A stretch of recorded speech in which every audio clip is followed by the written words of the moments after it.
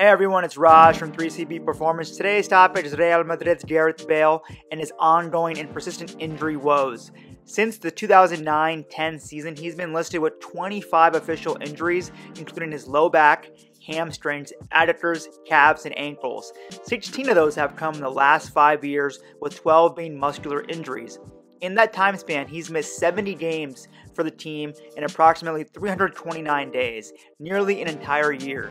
This all begs the question, why? Well, the first possible factor is his role.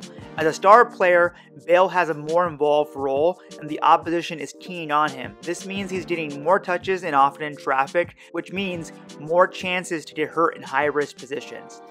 Second factor is running quantity. As footballer positions that require more running are linked with more injuries. Bale covers a lot of ground whether he's playing out wide or in a more central role. The third factor is pace, as higher speed is linked to more muscular injuries, especially the hamstrings. Bale has incredible pace, which puts a ton of stress on his body. Fourthly is fatigue. Generally, injury risk goes up as fatigue increases, and numerous studies have found increased rates of injury later in games. In Bale's case, his fatigue level may be even higher than average because of the first 3 factors mentioned, each of which requires a higher energy demand. The fifth possible factor is the reality that previous injury is the highest risk factor for future injury, especially true for muscular injuries. Once you pick up one muscular knock, it can lead to another and another, creating a downward spiral, something we've seen with Bale during his Madrid years.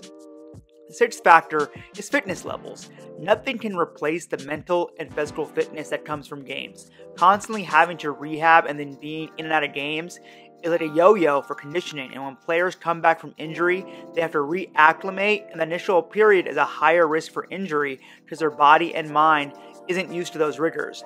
For example, studies have shown that large spikes in week-to-week training intensity or quantity, such as when going from practice back to games, can account for nearly 40% of injuries. Bale has been going through this cycle for basically the past 5 years. The seventh factor is the kinetic chain. The body is like a series of interconnected and interdependent chain links. When one is damaged, all the others have to pick up the extra stress. This can eventually lead to what's known as a compensatory injury, and considering Bale's injury history, I'd be very surprised if he didn't have some compensatory patterns. The eighth possible factor is age. There's increased risk for muscular injuries as you age, although we're not sure why. The data suggests that the overall risk of muscular injury increases by 30% year over year after the start of a professional career with athletes over 25 at particular risk. Gareth has been in the top leagues for nearly 13 years now, and he's 29 years old.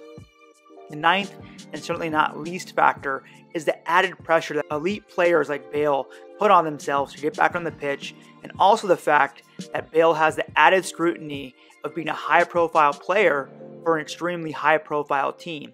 This can lead to trying to rush back from injuries and taking risks, while also creating a negative mental environment, which we know is detrimental to healing.